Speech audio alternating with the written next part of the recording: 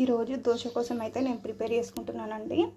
పిండి అయితే 2 గిన్నెలలో పోసుకున్నానండి. ఎందుకు అంటే మా పెద్ద బాబుకేమో కారం అండ్ స్పెషల్గా ఉండడం ఇష్టం. అందుకని పచ్చిమిర్చి, క్యారెట్, ఆనియన్స్ వేసుకున్నాను. అండ్ ఈ పిండికి మనకు 2 రకాల పిండి అని చెప్పాను కదా, ఒకరికి చప్పగా ఇష్టం, ఒకరికేమో ఈ స్పెషల్ ఐటమ్స్ ఇష్టం. కొంచెం ఆయిల్ వేసుకున్నామండి పొయ్యి మీద.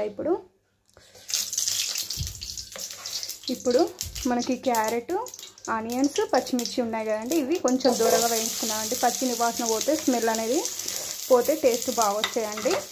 మా పెద్దోడు అలా అయితేనే తింటాడు. పచ్చి వాసన పోయేంత వరకు వేయించుకోండి. ఇలా వేయించుకోవడం వలన దోశ టేస్ట్ కూడా చాలా బాగుంటుంది. లైట్గా సాల్ట్ కూడా వేసుకోండి. సాల్ట్ వేసుకుంటే చప్పగా, కారంగా ఉండకుండా మీడియంగా, నార్మల్గా ఉంటుంది. టేస్ట్ అయితే చాలా బాగుంటుందండి.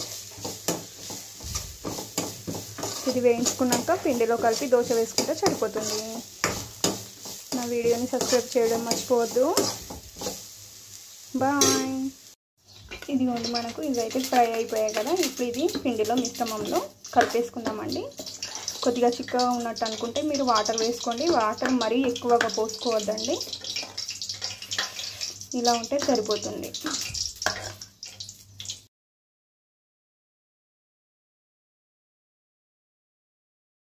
మనకు చట్నీ అయితే కంప్లీట్ అయిపోయిందండి. ఇప్పుడు దీనిలో పోపు వేసుకుందామండి.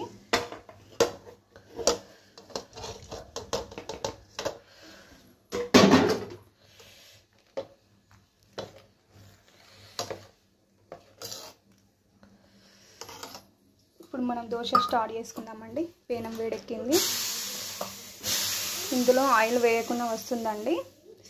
ముందుగా మనం చప్పటి దోశ వేసుకున్నామండి. ఎందుకంటే మా చిన్నోడు ఆగడు, పెద్దోడు ఆగుతాడు కానీ చిన్నోడు ఆగడు. అందుకని ముందు చప్పటిది వేసుకుంటున్నానండి.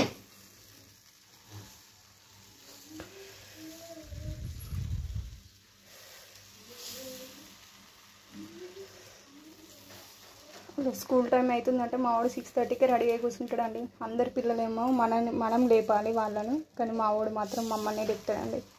ఫోర్కులు వేసి కూర్చుంటాడు, ఉరుతూనే ఉంటాడు.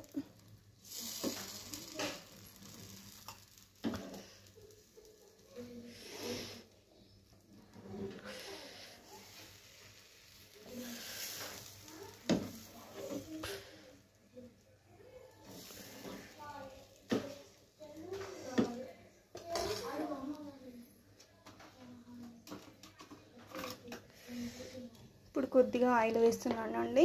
దీనిలో ఆయిల్ వేసుకోకుండా వస్తుంది కానీ మా పిల్లలు తినరండి. టేస్ట్ కొంచెం డిఫరెంట్గా ఉంటుంది కదా, అందుకని.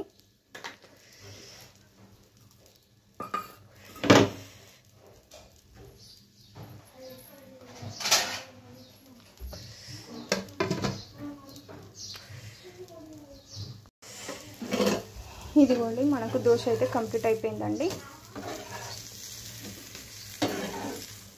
రెడీ అండి మన దోశ. ఇది చప్పటి దోశ అండి. ఇంకోటి కారం వేసుకొని చూపిస్తాను.